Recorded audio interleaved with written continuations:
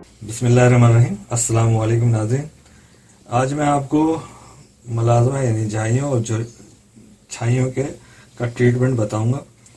और लेकिन ये ट्रीटमेंट बताने से पहले और उसके इंग्रेडिएंट्स बताने से पहले मैं आपसे रिक्वेस्ट करूंगा कि चैनल को सब्सक्राइब करना ना भूलिए।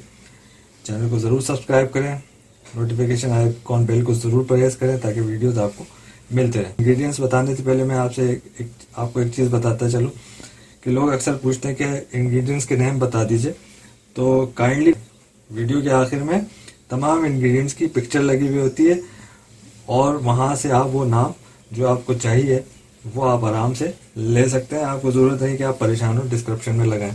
तो ये पूरी तस्वीर होती है और उसमें तमाम एक एक इंग्रेडिएंट्स मौजूद होता है और उसके नाम मौजूद होते हैं। तो नाज़रीन चलें, आज आपको मैं बताता हूँ कि मुलाज़मा का ट्रीटमेंट करने के लिए हमें किन किन चीज़ों की ज़रूरत होगी। पहले होगी हमें डर्माकोइन क्रीम। यह है हाइड्रोक्विनोन 4% इसमें शामिल है। इसको विल्सन फार्मास्यूटिकल कंपनी वाले बनाते हैं। हम पहले इसमें ये शामिल करेंगे। इसके बाद हमें चाहिए क्लोबोवेट क्रीम। यह इसका जेनरिक है क्लोबेटासोल प्रोपियोनाइट, जिसको एस्टेफल वाले मैन्युफैक्चर करते हैं। इसके बाद हमें चाहिए हाइड्रोजोल क्रीम। ये एक एंटी फंगल क्रीम है, एंटी इन्फ्लेमेटरी क्रीम है और दाग धब्बे दाने वगैरह के में बहुत मुफीद है। और रैशेस वगैरह हो जाए तो उसके में भी ये बहुत मुफीद है। इसके बाद हमें चाहिए साइन क्रीम। साइन क्रीम जेल जो है साइन जेल चाहिए। साइन जेल में शामिल है क्लेंडामाइसिन। ये एक्ने, पिंपल्स, दाग धब्बों के लिए बहुत इफेक्टिव जेल है और इसे कैरा व फार्मास्यूटिकल वाले मैन्युफैक्चर करते हैं। यह क्लेंडामाइसिन यूएसपी साइन जेल के नाम से ये आम मार्केट में अवेलेबल है, मेडिकल स्टोर्स पे मिलती है। इसी तरह क्लोबेवेट क्रीम जो है ये स्टेफल वाले बनाते हैं और इसका भी यही है कि ये दाना, दाग धब्बे, एक्ने, पिंपल्स के लिए बहुत इफेक्टिव है और इससे बहुत तेज़ी से दाग धब्बों के निशानात ख़त्म हो जाते हैं। इसलिए हम इसको इसमें शामिल करेंगे। तो नाज़रीन पहले हम लेते हैं डर्माकोइन क्रीम। डर्माकोइन 4% लेंगे हम। 4% का मतलब आप समझ 4% है डर्माकोइन 4%। इसके बारे में तो आप जानते हैं कि क्लाज्मा, मलाज्मा और हाइपर पिगमेंटेशन, इन्फ्लेमेटरी के लिए बहुत ज़बरदस्त क्रीम है।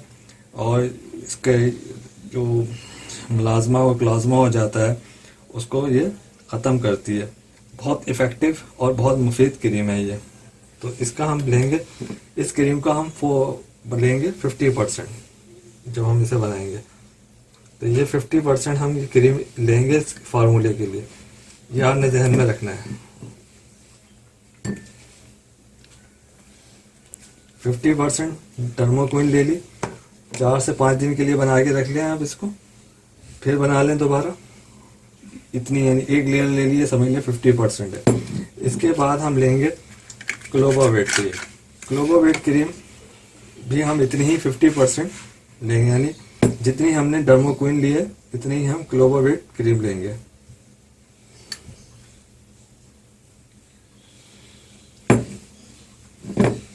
ये दोनों हमने